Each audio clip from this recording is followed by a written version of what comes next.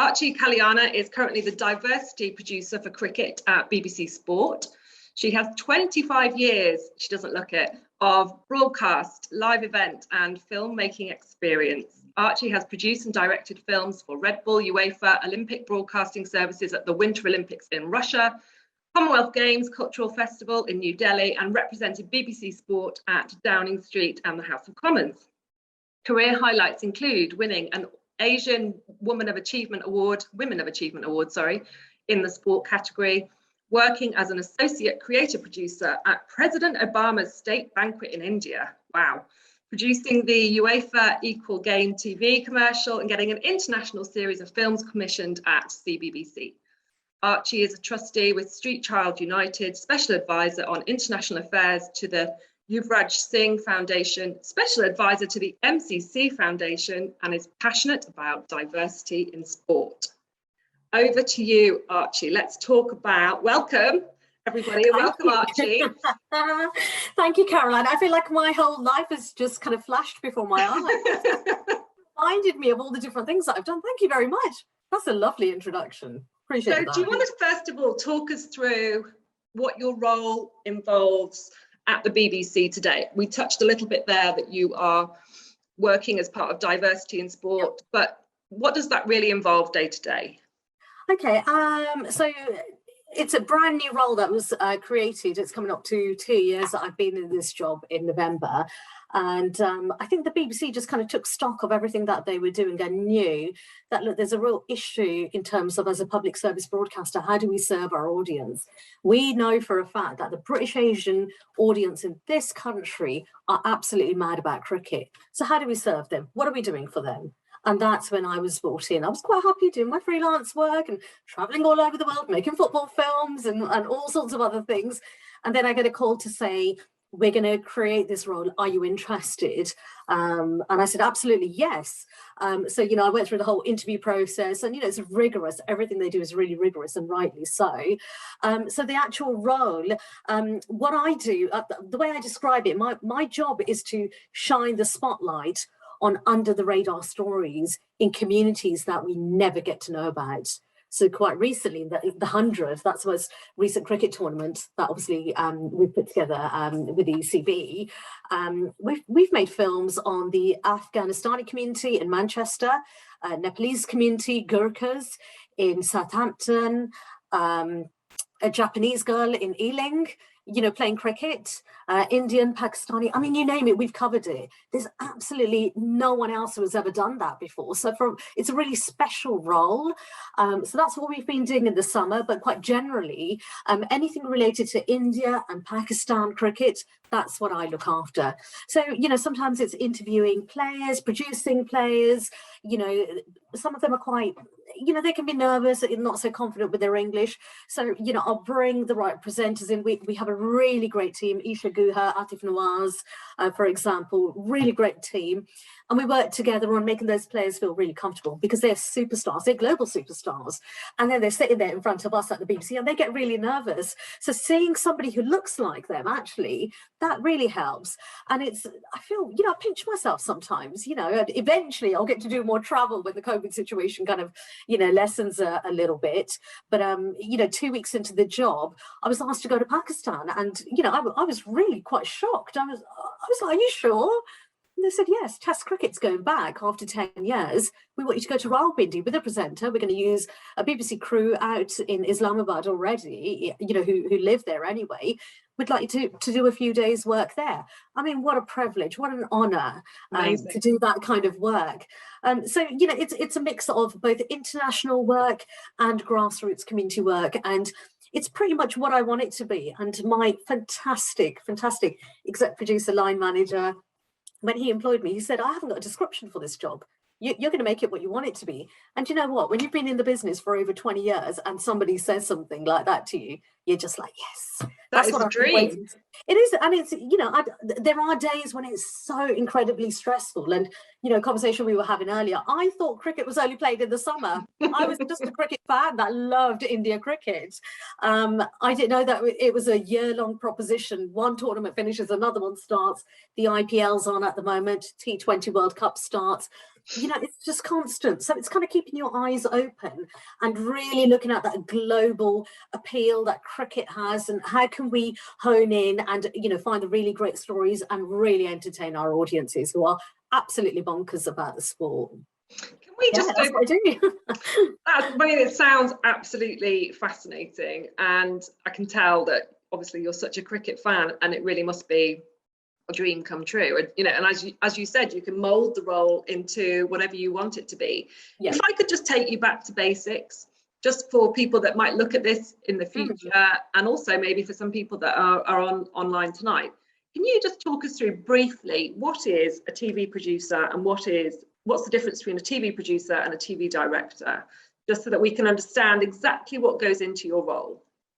Well, look, these days, I mean, I'm a producer and director, so it could be anything from writing scripts, it could be from setting up a shoot, setting up an interview with, you know, a really well-known footballer, cricketer, you know, whichever sport you're in. It could be setting that initial interview up, overseeing, you know, writing the script, overseeing the interview with your presenter, and then sitting in an edit suite and putting it all together. So you see the whole process from start to finish. That's what a producer would normally do. A director would be on location, and quite often, you know, I'm on location all over the place, all over the UK and abroad, and you're there next to your cameraman. You're either looking through the little lens or a monitor.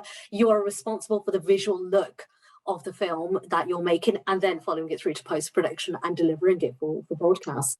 Absolutely perfect. Thank you very much. And when it comes to finding the stories, you know, do you have a team of researchers doing that, or do people get in touch with you and say, you know what, I think I've got a great story for you? How does that part of the role work? It's a combination of both, to be completely honest. I mean, I've been in the business a long time, so over the years I've built up a really good, strong network, and I've got that journalistic eye, so I'm quite nosy, so I'm always, when I meet people, they always like, I feel like you're interviewing me, can you leave me alone? You know, you're sitting in a bar with somebody or in a coffee shop or something. So I'm naturally very inquisitive, but always looking for that something special, that human interest element that, you know, will resonate with people. So you're always looking yourself. But yes, we normally do have a team of researchers. We have people who we can bring in on special projects and say, okay, this is the remit. We need to find a story in 7 or 8 different regions around the country. What have we got? Right. And it's always looking for that something special that we know that people will really, even if you're not a cricket fan, for example, you'll still, you know, that heart and soul and the human interest side of that story will resonate with you. Great. So is this what you always wanted to do? You know, what did little Archie want to be when she was growing up? Can you talk us through sort of your school days and the subjects that you chose maybe at secondary and their relevance to your role today? Yeah, absolutely. I love the fact that you said little Archie, because I am still little Archie. I'm only 5'1", so you know, when you're standing next to these really tall cricketers, and you know, it's really embarrassing. So Zlatan put me under his arm once, which was really embarrassing. I'll never ever live that down. So yeah. Anyway, so yeah, at school, I mean, yes, I always wanted to do something like this. I remember growing up watching loads of telly, and back then there was nobody who looked like me on telly. There was only Oprah Winfrey and Moira Stewart who read the news, and they're still my 2 heroes. They really are. If I ever meet either of them, honestly, I will be such a fangirl. Forget about all these sportsmen and women and Olympians and everyone who I've met, forget it. It would be Oprah Winfrey and Moira Stewart for me. They looked like me. They had these great personalities, and Moira Stewart just had this air about her. She knew what she was doing, and she was a woman of colour. Oprah Winfrey, I just couldn't believe her interview technique, how she could make people cry, how she could get the best out of people. She could make people laugh. And she just had this command, didn't she? And she still has that. So for me, it was looking at women like that and kind of thinking, I could do that. I think that's what I want to do. And then ever since I can remember, you know, my uncle had a video camera when we had our family get-togethers. I would always be filming everything, taking pictures and that kind of thing. But I kind of always knew, I'm very chatty, you know, you can't, I think people pray that I'm on mute. Ever since we started all this Zoom, people pray, you're on mute, and it's like, just pray she's on mute, she will not stop.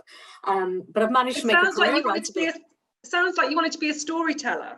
Yeah, exactly, and that's what I am. I'm a story maker, I'm a filmmaker. So for me, it's about connecting with people. And I think that's the most important thing. It was always like that curiosity about who are you, where are you from, what do you do?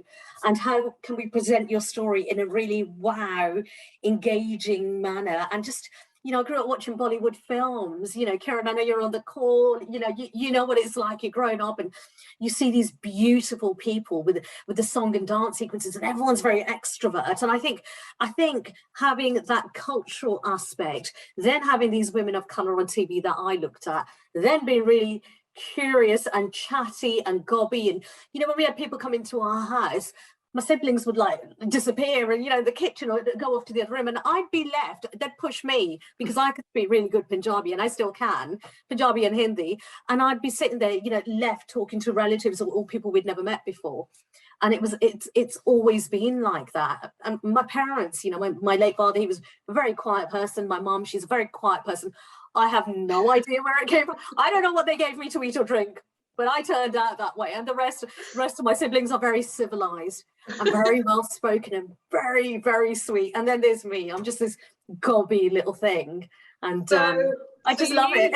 So you knew what you wanted to be, a storyteller. You knew that you kind of had the personality to do that. Yeah.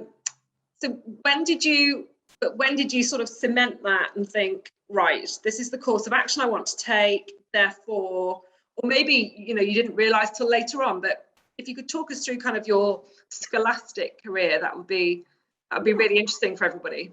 Yeah, absolutely. So when I was at school, you know, doing GCSEs, you know, it came to that point where you've got to pick your options. So for me, it was natural media studies and business studies. Right. Those were the two big things for me. Now, I got A's in both. Of course I did. Of course. You know, so it was like, what equipment have we got at the school? Can we make these little news items? And I remember, you know, growing up in Birmingham, I think I went to every park, every urban space that you can think of in Birmingham. I would have probably done a football story or a cultural piece or something, because I just knew that there were these pockets of amazing, you know, under the radar stories that we could explore. So for me, it was, you know, going to a school where they really encouraged that creativity. They really encouraged that, you know, again, technology. You know, I'm 46 now. I'm not going to lie. Okay. It wasn't, the cameras were about that big, you know, and you needed, you know, 5 people in a crew and health and safety and all the rest of it. But I'm really lucky. I went to a really good school where I had fantastic teachers who really pushed me to do that and said, you know what, you're actually really good at this. You can make a career out of it. And it just, you know, that light bulb moment. And if I hadn't had that, I don't know, I might have been a lawyer, a doctor, accountant, dentist, you know, like the usual Asian girl careers. I wouldn't do, not that there's anything wrong with that, but my goodness, it's not good as telly. No way. Absolutely no way. So really, you had some great teachers, and it was a great nurturing, it sounds like, school that really supported you in your ambitions, which is so important for anybody, boy or girl, in achieving their goals. So you did media studies and business studies, and then what happened after that? Once you left school at 18, did you go on to university? You mentioned earlier about journalistic qualities that you've still got. Did you go and study journalism? I actually did a media studies degree, and back then we were the very first cohort of people who'd ever done this course. And back then, I mean, the stick we got was unbelievable. It was called a Mickey Mouse degree. You know, people back then kind of thought, well, hang on, you go to lectures, you watch film noir, which I still love, film noir and Bollywood, I mean, any day of the week, honestly, apart from cricket. We watched films, you know, we looked at film theory, that kind of thing. It was a very creative, you kind of felt like you were part of something quite special. It had never been done before. And I felt I blossomed. And I remember my dissertation was feminist film theory, but related to Bollywood films, don't you know? And I've got my Priyanka Chopra doll just over there. She's still, there you go. I'm going to cut her hair short soon. But again, it was taking those kind of, you know, film theory and psychoanalysis, but within, you know, film. It was taking topics like that were completely alien to me, and I absolutely loved it. Just again, getting the opportunity to, you know, again, the university I went to. I remember I went to the open day with my dad. And I'd actually got a place on a law and sociology degree. So I was quite bright back then. But the minute I went for that tour around that university, and I said, Dad, I wonder what that building is over there. And we went to have a look at, you know, the person showing us around. And they said, oh, this is a brand new state-of-the-art TV studio. And I remember, I'll never forget it. I just looked at my dad and I think he just saw this little twinkle. And he just did that dad thing, kind of went, you want to change your course, don't you? I was like, please, Dad, can I? And I never had to ask twice. I asked him once, said, please, Dad, can I change my course? And he said, absolutely, yes. Wow. No. And that was it. If he had been one of those strict Asian dads, I'm going to be really honest about it. He would say, no, you are doing a law and sociology degree. That's where the money is. That's what you should be doing. I would not be sitting here having this conversation. So who's to say that you wouldn't have found it anyway? Because I think you would have done. And I don't know. You've probably enjoyed the drama of, you know, life as a lawyer, but no, it wouldn't have been the same, honestly. So I really credit my dad for that and just being so wonderful. I changed my course and never looked back. It was just marvelous. Really, really, no regrets at all there. So far, lots of very supportive people around you then, your family, your school, teachers, you've gone to university. At any part in that, did you need to, or did you obtain just by yourself, like work experience, or what was your exposure to sort of the real world at that stage? Yeah, absolutely. So look, on I think it was in the second year, you know, one of the modules, you know, it was mandatory that you had to get work experience. And people found, you know, a local newspaper, a local radio station. I was like, I'm in the middle of East London, there must be a TV station here. And I found an Indian TV station called Namaste TV. There you go. And there was a few of them back then. I'm sure people will know, and they weren't very good. I'm going to be really honest. They ran on a shoestring budget, but they served the audience. You know, there was a gap in the market that clearly mainstream broadcasters were not looking after them. So they had these free channels. And I found this one on an industrial estate near my university, and I had a chat with them. And I think they were too scared to say no, quite frankly. And before you know it, I was kind of, I think it was 1 day, 2 days a week, I was there doing work experience. And I ended up doing reporting for them. I was researching, reporting, and anyone Asian watching this, I got to, you know, work on items with Shah Rukh Khan, with Salman Khan, you know, the biggest Bollywood superstars on the planet when they were starting out in their careers back then. They were nobodies. So I was doing a mix of kind of youth programming, not sport, bizarrely enough, youth programming and kind of entertainment. And I just loved every minute because it was the first time I'd kind of been thrown into that environment, and so incredibly exciting. You know, every week there was something different going on. I loved it, absolutely loved it. So that's a really good point. We haven't at any point yet talked about sport. And before everybody joined this evening, you said that you weren't necessarily from a very sporty family. And if you had been, you would definitely be playing sport at an elite level. But tell me then about how, you know, where does your love of sport come from? Has it always been there? So I say I wasn't from a sporty family particularly, but my dad loved football and cricket. So that was always on in our house, and the wrestling was on, the snooker was on, darts. I pretty much watched everything, and I think sounds like my house as well. Yeah, I think that was everyone's house growing up. It was only on TV, wasn't there? And there weren't that many channels. 34 channels, or 3 channels back then, weren't there? It was like the snooker's on. Oh my god, the wrestling's on Saturday afternoon. So you knew who all those wrestlers were. But I think for me, the fascination, it was when India won the World Cup, and I was like, oh my gosh, the guy lived in the World Cup looks like my uncle. Wow, he looks exactly like him. And you just felt this sense of pride. And then my dad would never miss their matches. And then I started to watch it. And then Aston Villa, you know, growing up in Birmingham, that's my Aston Villa shirt there. That shirt, by the way, has been all over the world with me. On my last day of filming, I wear it on every single shoot.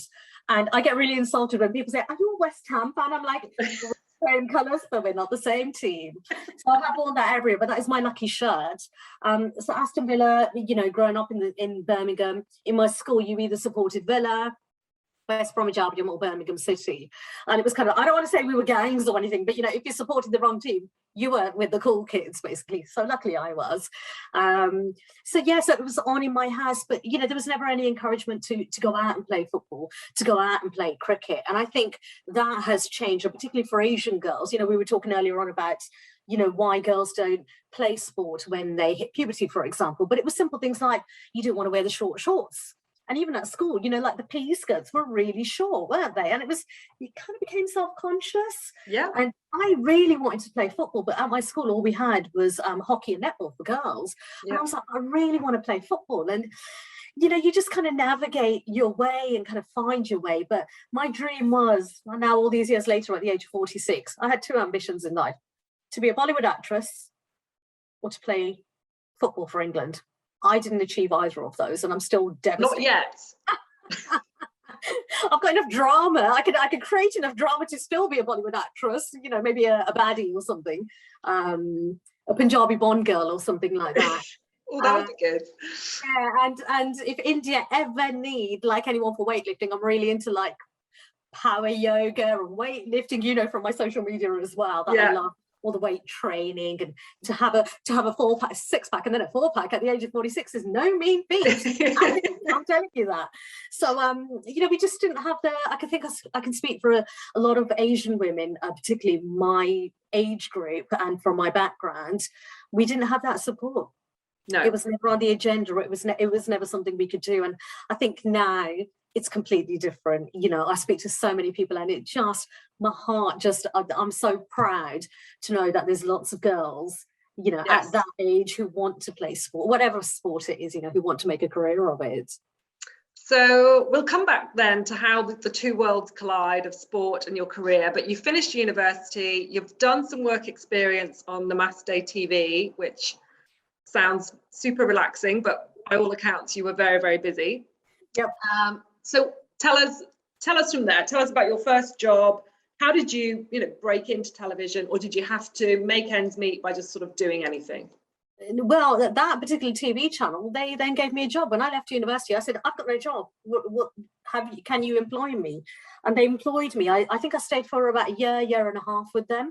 And, carried on doing basically what I was doing, but just longer hours and more of the work. And sadly, I was actually fired by that company. And it was for all manner of reasons. When I look back all these years later, I still don't regret what I did to get fired. And I'm going to be completely open and candid about it. It's because I stuck up for people around me and the conditions we were working in, not being paid on time, not being, our worth not being valued, that kind of thing, the hours we were putting in. And I was, I was even more gobbier then. I had no zero filter then. I've got a professional filter now. But back then I had no filter at all. And I spoke up. No one else would. And I did. And I got fired as a result. And I remember just being devastated, just being, oh my God, I'm never going to work in telly again. This is it. This is what I wanted to do. And now I've got no job. And I had to move back to Birmingham. This is in London. I had to move back. I was kind of like, tail between my legs. And I was waiting for my family to sort of say, well, we told you so. You should have done that law and sociology degree. No one did that. My family are so brilliant. I could not ask for a better family. I think they just get fed up. I think their ears just hurt with me all the time. So you leave Namaste TV and now you're at the BBC. Can you give us a brief run through of kind of the roles that have happened, if you can be brief, because I know it spans a sort of 20 years or so, but what sort of things have you done in between? And then how did you make your way into the monolith that is the BBC?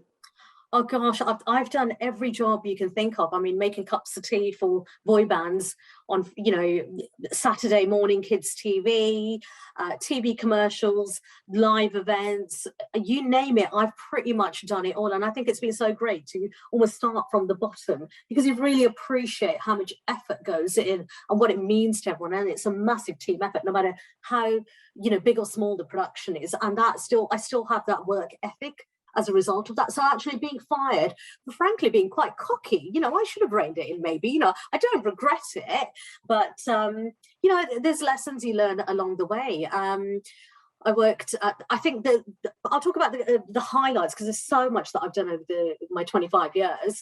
But for me, I think the turning point was my first international job, which was the Commonwealth Games Cultural Festival in India.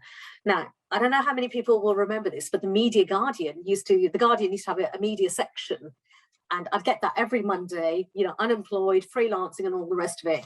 And I'd look through it. I'd never see anything I want. And then I just saw this quite fancy kind of ad, and it was India Commonwealth Games. I was like, right, I'm going to apply for it.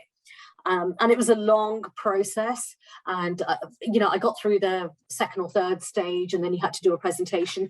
I knew for a fact that people were just going to do those really boring PowerPoints, which till this day I will never do a PowerPoint presentation. God damn it, if it will kill me, I will never do it. But what I did do, I made a film, I paid out of my own pocket a fee to a cameraman friend. I said, you should not work for free. I'll scrape the money together somehow. Paid a wonderful cameraman, you know, who was also a friend. He shot a film for me. I presented it. And I presented it at this quite scary interview at the Arts Council, and I got the job. And I remember when they called me, I said, have you made a mistake? You know, because I've got a name called Archie, and I thought they might be after a wee Scottish boy to go and work on, you know, the cultural festival in India. And I nearly fell off my chair. I was so thrilled. And for me, that was the thing that started my international career. And before you know, I'm there in India for 4 months on this attachment paid for by the Arts Council. I'm not doing anything sports related, by the way. It's all cultural. So it was large scale heritage events with a wonderful company called Seher, who I still love till this day. Still in touch with them 11 years ago now. And we were putting on live classical music events. We did President Obama's state banquet, United Nations. You know, we had Bollywood superstars and ministers, diplomats, you name it, they came to our events. After they'd seen all the sporting action, they'd come to these beautiful heritage sites in Delhi and watch this spectacular concert or, whatever event we'd put on. Prior to that, I'd worked with BBC Live Events, so I'd actually had quite a lot of experience working on the proms. And what they wanted to know, which I thought was really interesting, was, Archie, how do you guys put together those fantastic Hyde Park events? What do you do? What's the process? So I had everything in place and I made it very formal and all the rest of it. After about 2 weeks, it was like, right, we're going to do it my way. It was very, very stressful, but it's hands down, I think, in my career, the biggest milestone ever. I bet it was a real learning curve, just that, that trip in itself. I mean, 4 months away, all those different events. Yeah. And from what you're saying as well about your time on all the other types of programs that you've done, you must be all the time learning about everybody else's role within the team, as you said, and sort of just acquiring knowledge sort of just by osmosis, right? Because you're just in it, and it's quite a high energy, I can imagine fairly stressful time putting on those kind of events and programs. Really stressful, right? So I'm going to be really honest about this. I got shingles while I was out there. Right. And that I always thought, hang on, I thought only your grandma got shingles or your nanny got shingles. That was it. It was like, whoa. So in terms of stress level, that's how stressful it was. But I survived. I'm here. It is what it is. I took a week off work and back on my feet again before you know it. And I remember the last event I did, it was winter, it was December in Delhi, and it gets really cold in India. No one told me that. I was like, what? And I would describe as the equivalent of Glastonbury in Delhi. So right. Rock bands, and they started to sing Pink Floyd songs. I was like, how do they know that? And it's like, of course, music's universal, isn't it? Yeah. And beautiful classical dance events. I worked quite closely with the American Embassy in Delhi as well. It was diplomatic quarters, celebrities, government ministers. It was a completely new world that I'd never experienced here in the UK. And I was like, I like it. I really like this. This is what I want to do. And like I said, it's just hands down, till this day, I'm so fond. It was very, very hard work. I don't think there'll be anything that will ever top that. When you're there awesome. And you can see President Obama, within, a couple of 100 yards, you can see him and you're like, thank you, God. I don't know what I did good in my life. I believe in all that good karma, bad karma. Yeah. I don't know what I did to deserve that.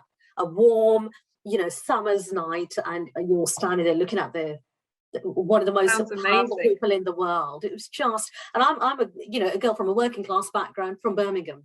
How on earth did this happen? It was fantastic. It can happen. Sorry. No, I was just going to say, can I take you back to just one thing that you said, which I think is maybe really, really valuable and interesting. You were talking about how the Guardian newspaper used to have, media section with adverts in it. How is where do people look for jobs these days? Because people don't necessarily buy newspapers, or certainly not in print so much anymore. But so where do you think young people, young girls who want to get into television / sports television, where should they be looking for work? If we just touch on that for a quick second. Absolutely. So it's a combination of places. I mean, now we're lucky to have social media. So actually a lot of things are advertised on social media. LinkedIn is obviously the professional network that everyone can look at. I know a lot of people have been successful with that. But actually, even when the BBC advertise, for example, that's quite easy now to navigate. You can go on their website, and I think whether you're interested in BBC, Channel 4, ITV, Netflix, Amazon, you can actually now go to this. Like, back then, they didn't even have websites. We had no social media. So I think now, actually, it's a lot. I won't say easier, but definitely the landscape's changed where whatever organization you're interested in, you can actually go to their homepage. Yeah. You can see exactly what they're doing and what that process is like. The difficult bit is to try and have that human interaction with somebody. Yes. One of the things I used to do back in the early days, and I still do it now, is kind of keeping your eye out for events. So if there's something happening in your local area, in your city, and you know that there's a speaker there, till this day, if I know that there's a commissioner within the BBC that I haven't had a chance to have a meeting with, for example, I'll go to a talk. I bumped into our controller of BBC One, for example. Not bumped into, I obviously initiated this at BAFTA. So I bought the ticket, I went along, I waited, and I had to be that fangirl and say, I've got a really good programme idea. What do you think? And then we started the email exchange, etc. Then I got chatting to BBC Three, so there is a process of doing that. But I think there's so many more options available now. And then, there are people like myself who are always open. If you find us on LinkedIn, on social media, Twitter. I'm not on Twitter because I got trolled so bad. That's how we started chatting, wasn't it? Somebody connected us, and then we've had conversations and emails. And it sounds as though, from what you're saying, your network is also really important. So definitely building up those contacts, even if they don't prove to be valuable, straight away or in a month or in a year, just having that little black book, that Rolodex, whatever you want to however you want to call it, but that group of people that, are valuable towards your career. Would you agree with that? Absolutely. And you know what? I know it can be a bit scary, but actually people are really approachable. And never, ever underestimate the power of ego. I'm going to be really honest about it. You reach out to XYZ that you really admire, whether it's an award-winning producer, director, find out who they are, find out if they're on Twitter, LinkedIn. Hi, I'm just starting out in the industry. Can I have a chat with you? In my early days, and particularly when I was writing my dissertation, I wrote to so many people and everyone said, yes, of course. Yeah, love to meet. Let's have a chat. Let's see, whether it's advice or whether I can write something that would be beneficial to you. And everyone's always looking for social media producers. Young people are so savvy and brilliant at this that actually maybe that's something that you can offer. Do you need any help with your marketing? Anything that you specialize in or that you're interested in? Maybe you can offer that as a service, or just anything you can do in that way.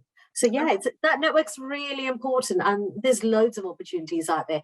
Definitely easier than back when I started. You really had to sit there for ages and wait for somebody to come out of a room, and you really had to do it the hard way. Now there's a more efficient way of doing that. I think we might do a separate session on networking, because sometimes the word can really put people off. I absolutely love networking personally, and I think it gets a bad rap, but actually it's just chatting to people. So we'll have to do a separate session on networking. The other thing that I was going to just mention to you, and from what you've just said as well, it sounds as though it's really important to just get your foot in the door. Yeah. So almost do anything, be it social media management, social media production, because from there, assuming that you're talented, hardworking, you're demonstrating all the qualities that your employer is looking for, you can then kind of go on and do greater things. Would you say that's fair about the industry? Absolutely. And it's the impression you make with people. I always say your talent, your passion for whatever you do will always shine through. Don't worry. You don't need a long list of qualifications. It's actually, people want to work with a really pleasant team, kindness, generosity, being humble, not being afraid to kind of sell yourself almost as well. All those combination of things. I think if you can package that in the right way and not annoy the hell out of whoever you're trying to approach, then yes, get your foot in the door and then let your work speak for itself. And if you're an expert, if you make yourself an expert in what you do, then there's nothing to worry about, really, is there? I always say to people, specialize in something, you know, whatever sport it is, whether it's netball, hockey, football, cricket, whatever it is, be really fantastic at everything you do. And to this day, even all these years later, if I know, for example, we're interviewing a particular player, my bookshop is full of biographies. It's covered with the Indian flag right now, but I promise you there's some really intelligent reading there. Lots of trashy stuff too, but intelligent reading. So Yuvraj Singh, when I knew we were going to interview him, I got his book. When, you know, I started to do stuff with the IPL, I got the Rajasthan Royals. That's a business book about how the industry works. I got that. Very recently, who doesn't love Nike? Who doesn't want to know the story about Nike? Indra Nooyi, she's the former CEO of Pepsi, one of the first women of colour to have such a senior role. She's got nothing to do with sport, but again, one of my heroes. And then finally, the other book I wanted to show you, have to have a bit of Bollywood in there, Priyanka Chopra. She's a hero. She stole my hairstyle as well, she did.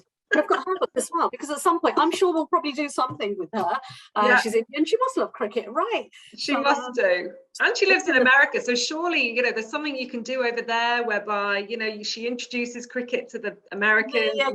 There you go. KKR will be on it, one of the IPL franchises. They're going to expand into the US. But no, seriously, you know, I spend a lot of time and effort and money on, you know, really doing that thorough research. You must never, ever stop doing that. You know, when you walk into a room, it's about owning the room, isn't it? It's about having that confidence. And that comes with time. It comes with age. And that filter goes, that embarrassment goes eventually. But whoever you're talking to, as long as you know about them, as long as you know about the industry and what you think you're good at, you'll be absolutely fine. The rest. Well, I think that's a really, really good point as well, because when you're younger, I mean, I go back to my days when I started out, which was absolutely nothing to do with sport. But when I started out in my career, sometimes you are, you know, you do suffer from imposter syndrome. You do sort of wonder and think, I'm the youngest one in the room. But if you are equipped with knowledge, it really can be a great sort of armor to take you into that room.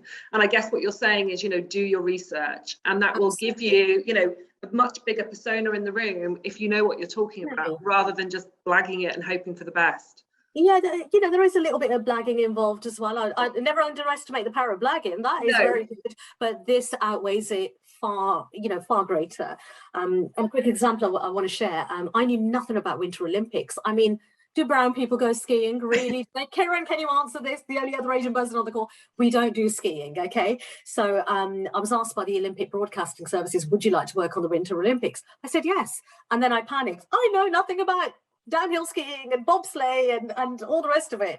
So I spent best part of 2 months reading up on those sports. So by the time I got to Russia, I knew something. I wasn't an expert, but I knew something about each of the sports that I knew I was going to cover. And that was a real, I don't want to say uphill struggle, no pun intended. Downhill skiing I covered, but everything from figure skating to, you know, when you're interviewing ice hockey players. You know, I know nothing about ice hockey, but all I know is one of the most brutal sports I've ever witnessed in my life. I was kind of in shock, and I just looked at my cameraman going, are we going to get hit? And he was like, that's the whole point of the screen. I was like, yeah, that's true. Tiffany, you must agree with that, coming from Canada, and I know ice hockey is a really big deal over there. You don't have to speak if you're still eating, but I know it is a big deal. I was terrified. And downhill skiing, I was like Bridget Jones, you know, that scene where she falls over. I had two runners holding me up. I could ski a little bit, I must admit, you know, but I wasn't great. But trying to hold camera equipment and then get on the ski lift with the camera equipment going, I'm going to lose a 10 grand lens or something. I'm going to be the idiot who drops that today. You get to the point and they're like, we're going to ski the rest of the way. And I'm like, what? And then you get there and you're like, where's the tent for the crew? And they're like, that's only for the athletes. So you're standing there with snow on your eyelashes going, good God, how the hell did this happen? This is far removed from Obama in Delhi. Yeah, exactly. I was like, what? That's what I mean about forget about the weather contrast, but just the fear. The fear, the adrenaline just gets your heart going. And it's honestly, looking back now, it's the most exhilarating. It was the most exhilarating time of my life, but the most stressful as well. But oh my goodness. But what a great career. So now we have to get on to the big player. You know, how did you get your role at BBC Sport, and what kind of institution is that to get into? Yeah, so as I mentioned earlier, you know, I had to go through the formal interview process. And I was like this at the interview, you know, I was like, I've done these interviews time and time again, and I didn't want to go in and be too cocky for my own good. And I'm so brilliant. I've traveled all over the world. I've done everything, darlings. And I didn't want to have that attitude. It really was a case of, what can you do? What kind of an insight do you bring? And I think what I bring is something special. There are no other female brown producers or directors in my industry. I've not met anyone else. Please, if there's anyone out there, I would love to meet you. Because we need that camaraderie, we need, you know, that sisterhood, brotherhood, whatever you want to call it. So I knew I was bringing something very unique and very different. And it's, like I said, it was, you know, a case of, I can shine the spotlight on these communities, on the British Asian community, because I look like them, I speak their language. Yeah, I know exactly, I know what their tolerance level is like. I know who they admire, I know who they worship, and I'm not talking about the gods. I'm talking about the cricket gods, because there are many cricket gods, okay? Yeah. I know who they admire, who their superheroes are, you know, these superstar cricketers across the world. You know, why are we not making content that features these people who we've got access to? You know, you pick up the phone, you write an email, you're from BBC Sport, of course you get a response. And again, I'm not being cocky, or, you know, I'm not undermining that in any way, but it really was just a case of, this is what I can offer you. I've got absolutely no problem picking up the phone, getting in touch with X, Y, and Z. If they don't say yes, I'll ask them why. Why do you not want to do this? Have you no idea who we are and our global reach and how brilliant we are? We're always going to treat people with respect. Our reputation will always be, you know, at a certain level. And again, that global reach, they know they're in good hands. We're not going to stitch them up. We're publicly funded. Yes. We have to be impartial, we have to be fair and respectful for everything they do. And that's why time and time again, and I'll speak about our team, that's why we get all the really great names. And people ask me, God, how did you get him? He's so brilliant. I'm like, because we really love him. Yeah. And we're going to show him that the audience we're trying to reach, they are your fans. They absolutely worship the ground you walk on, and have done for all these years. I've grown up watching cricketers like yourself, and we want to tell your stories and be in your homes, you know, meet your families, find out where you went to school, and really get into get the meat and bones of how these fantastic people start their careers and how wonderful they are. And was it that you saw an advert for a role at the BBC, or were you headhunted, or how did that come about? So I've been freelancing for BBC Sport for a number of years. I'd worked on something called the Unsung Hero category at Sports Personality. Oh, yes. I did that for about 8 years. So sports personality, I'd either be there, sitting in the audience going, oh my gosh, isn't it brilliant? And all that. I did that a few times, but quite often I'd be sitting at home watching it with my dad, a week before Christmas, just going, oh my God, Dad, I made all those films. Isn't that amazing? So I'd kind of built up a bit of a track record. And again, my specialist areas are kind of grassroots sport, and that my heart will always be, no matter where I am in 10 years time, 15 years time, whatever I'm doing, my heart, I'd always have a special place in my heart for grassroots sport, because without grassroots sport there'd be no Olympians, there'd be no medalists, there'd be absolutely no World Cup winners anywhere, would there? So that genuine curiosity I think I've always had for storytelling has kind of really helped me over the years. So I had that reputation. I was freelancing anyway, managed to get a couple of BBC Two commissions, don't you know? I said, we've got these great stories, why don't we chain them all together, put them on BBC Two, managed to get that. I'd had something commissioned when I was a junior researcher at Blue Peter as well. So again, it's pushing the ideas and kind of almost kind of like chipping away, working at the ideas that are in, stay with you forever, and kind of knocking on the right doors and just saying to people. So when this job was advertised, I actually had a call from a really good colleague who'd employed me, sort of a few times on a freelance basis, and said, we think you'd be great for this. You should apply. It wasn't, are you going to apply? And would you like to apply? It was like, you better apply. And I was like, yeah, okay, I will. And I don't know who else applied. I'm sure there were really good candidates. But when I sat there in that room and, speaking to my now exec producer and line manager, I mean, it was just, it was fantastic. Black, British, executive lead for cricket at the BBC. I mean, what's not to like? It was like looking in the mirror. It was like, thank you. There's somebody who looks like me. There's somebody, honestly, I can't explain that feeling. It was, I walked into that room and I was like, this is great. I've got a really good feeling about this. And even if I hadn't got it, I still would have, it was a really good experience, and I'm really grateful for the opportunity. But again, it seems to come down to your network, being tapped on the shoulder and being told that there's a job, and you really should apply for this because you've pretty much got it in the bag. So I mean, like I've said earlier, the network is invaluable, and it's so Absolutely. important to develop that sort of from the moment you're outside of in the working world, is just to keep all those network contacts warm. Give them a call every now and again. How are you doing? Merry Christmas, whatever. That's what I do. Anyway, that's how I network. But it's not about me, right? No, it's not, and it works as long as there's a fine line, isn't there? You've really got to be careful how you do that, and your work has to speak for itself. So what I used to do when I was freelance, I'd work on whatever I was working on, as long as it wasn't too dull or too corporate-y or whatever, I would then always send a link to whoever I wanted to work for. And that's how I stayed on their radar. So it was a good excuse. It was like, oh, I just finished making this. And then I think the biggest thing for me was when I worked on the UEFA Equal Game campaign, and I travelled all around Europe working on this. And still, when that commercial still comes on in the Champions League coverage, I hear the first 3 notes. And wherever I am in my house, I could be in the bathroom, sometimes I could be in the garden. If I hear those 3 notes, I run. And I've seen it 5,000 times. But for me, I watched that, and I remember the trip I did to Iceland, the trip I did to Berlin, and the day that Paul Pogba, turned up after the Manchester bombings. We didn't think he would turn up. We were all really nervous. He turns up, albeit 45 minutes later, but then was so generous with his time. And when he does a dab at the end, I'm not a Man U fan or anything like that, but Aston Villa always.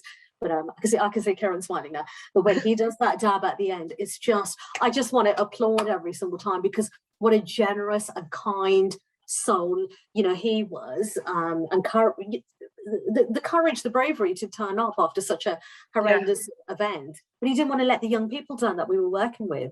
Yes. It will always be a really, really special thing. So the minute I worked on that link I sent everywhere as well. I was like, hi, I know you don't like football, but I thought you'd like to see this. And when you're watching the Champions League, make sure you watch out for the commercial in between. Yeah. And the fantastic indie I worked for, called Shoot the Company, who are doing great things with UEFA and FIFA and, equality and diversity and what have you. The 2 founders there showed a lot of faith in me. I'm really grateful. But again, it's kindness, it's working hard, it's letting your work speak for itself. Nothing, and I'll be really honest about this, nothing has landed in my lap, and it's very rare. Even if you've got people, family members who are well connected in the industry, nothing will ever land in your lap. No. Your work has to be brilliant, male or female. Your work has to be brilliant. Yeah. Okay. So I've got a couple more questions about sort of working at such an institution as the BBC. So first of all, what's it like being a woman in television? Maybe not necessarily at the BBC, but just a woman in television. Can you talk us through what it's like without committing yourself to saying something you're not happy about, incriminating yourself? Absolutely. It's been a real roller coaster, if I'm completely honest. I mean, having a name like Archie, you walk into a room and my married surname is Glendenning, so I never write emails with Archie Glendenning, because the look of horror on people's faces when you walk in, they think it's going to be a wee Scottish bloke, and that's like, I can laugh about it, but it's like, right, I'm using my maiden name because I want my late dad to be, that proud feeling, that the person who supported me all those years ago and let me change my course and took me to Lords and got me into football, and all the rest of it, it's for him. That's the reason why I use my maiden name. It's really difficult. People are going to judge everything you do from the way you dress, the way you speak. And again, everything comes back down to how good your work is, because no matter, however much effort you make in all of the other areas, unless you can deliver, unless your knowledge is absolutely fantastic, and it may mean you'll have to stay up all night if you're working on a football show, for example. You might have to do a few extra hours work. I've been up at 3 o'clock in the morning, worried. Do I know everything about that club? Oh my gosh, we've got that player tomorrow. We're going to be at that club. This is who we're interviewing. Do I know everything? And writing your scripts and rereading them and imagining your presenter's voice in your head. It's just that fine tuning. You've got to work on all of that before you present yourself. And everything matters. You've got to be a team player. You can't just be in it for yourself. that whole, you've got to keep that ego in check, that even though you might get these little victories, which are important to celebrate, don't get me wrong, small victories do add up, and particularly as women, but you've got to be a team player. You've got to look at everyone else around you and say, okay, I might not get on with X, Y, and Z, but actually how can we put all our differences aside and work together as a team?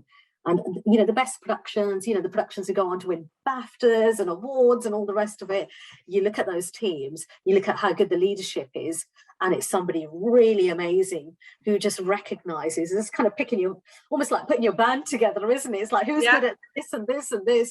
And I think I've watched and learned.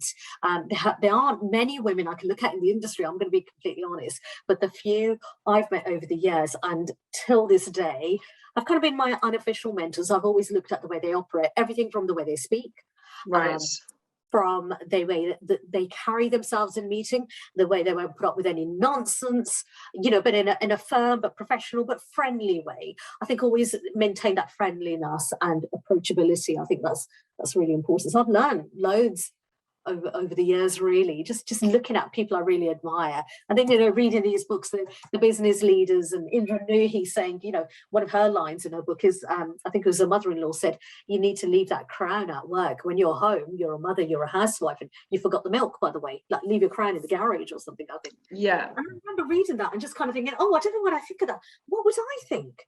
What would I think if somebody said that to me? But I thought, actually, she may have a point. It's like, you've got to work out, and you've got to work out what your lane is. Yeah. And not stay in your lane, but then how do you go down that lane but bring all the really brilliant people in around you? Yeah. And the best people, the best leaders, those award-winning producers, directors, they have the most fantastic, they have the respect of their team. And I think that's the most important thing. When people respect you, they'll do anything. They'll work 18 hours a day for you. As I know, my cameraman, oh my gosh, they travel, they're 18 hours, and you can just see like the light just going, and they still carry working, because it's a respect and that unity and that shared goal you have as a team. Do you feel as a woman that you have to work sort of doubly hard, or you have to prove yourself even more maybe than your male counterparts? You've talked so much about the research and letting your work sort of do the talking for you and be your calling card in a way. Do you feel that that's the way that women in television have to sort of prove themselves even more? Yeah, it's a sad thing to say, but I think you do. I think you have to work extra hard. And again, I'll be really honest, women of colour have to work even harder. Oh, that was going to be my next question. There's that barrier. And, this day and age, I don't want to be the person sitting there having that conversation and having that rant, but you do. Yeah. You've got to navigate your way. You've got to find your place and that voice that you've got. You don't want to be tagged as the angry brown woman, the angry black woman, which I know has happened a few times. And I'm very rare that I lose my rag, but when I have, it's like there's going to be glitter everywhere. I think I wrote a message to my boss one of the days saying, if I lose it, there's going to be glitter everywhere. I'm warning you. It never happened. It was fine. Everything was sorted within 24 hours. But I think you do have to work hard, because people have got the impression. And I know in my early days, I remember there was an executive producer, actually, she made a comment to me. She said, Archie, everyone goes home at 5 o'clock on the dot. We do our live show, everyone goes home, 5:30 on the dot. She said, you're here till 7:30, I've noticed. And she said, nobody will ever thank you for that. And I was quite shocked. I was in my early 20s, and I couldn't believe that a senior female exec was saying this to me. And I remember just feeling really puzzled. And all these years later, I understand what she was saying, because she was probably in that position where maybe, something had happened, or, that journey was difficult for her. But I kind of disagree with it. I kind of think, no, any extra hours you put in, and that was through passion. That wasn't because I had to do it. It's because I wanted to do it. And then lo and behold, 6 months later, Children's BBC, the controller at the time, Nigel Pickard, commissioned a 54-part international series of films that a junior researcher. Wow. Do you know what I mean? So the woman who said that to me, I just kind of think, I'm sorry, but you're wrong. And I'm not saying it set up my career, and then I didn't go off and win an Oscar or an Emmy or a BAFTA or anything like that, but it got me noticed. I got a lovely production bonus, and it was a lot of money back then as a junior researcher, but I got to work on it. And all of a sudden, maybe people thought I was a bit of an Asian dolly bird who did nice hair and makeup and wore nice things to work. And then all of a sudden, my idea, my series had been commissioned, and I was working at BBC Factual, finding stories from all over the Commonwealth. And it really, again, it's a milestone, and I feel kind of it was a victory, but there was a little bit of sadness attached to that as well, that look what I had to do. I had to put in all of those extra hours. Would a male colleague have had to do the same? I wonder. Yeah. And I'll never know. To this day, I will never, ever know if that gender divide back then, in my early 20s, or was even their mid-20s, was even there. But I'm very grateful and got noticed as a result. Yeah.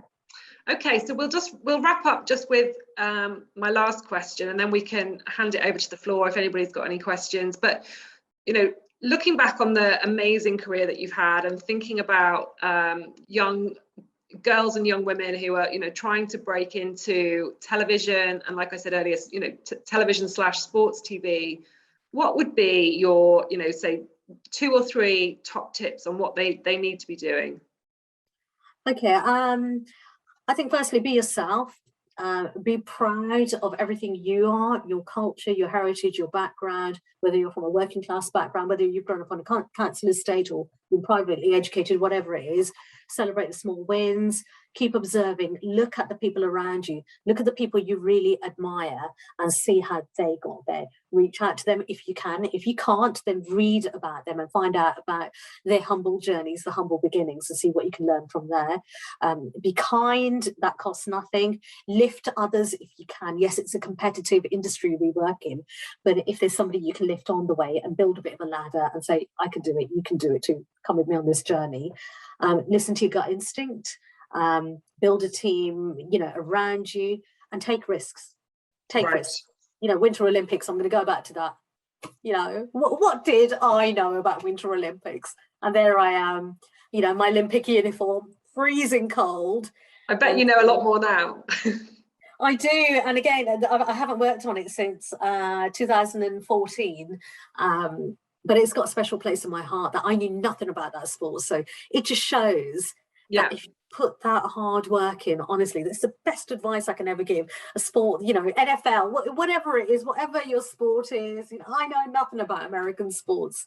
But if I was given the opportunity to work in those sports, my goodness, I would move hell and earth and heaven and earth, or whatever you want to call it, to make sure I knew, my stuff really well. So that is the main body of advice I think I would give.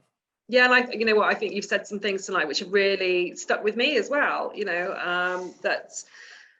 There's no I've lost my train of thought, but it's always valuable basically to have done your research and really let your work do the talking for you, and do, as long as it's quality will always win over, and as my dad always used to say, the cream will always rise to the top.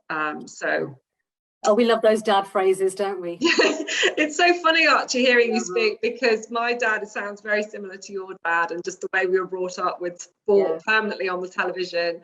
One of my fondest memories is just having a test match on the television permanently. We weren't allowed to switch it over onto anything else. Yep.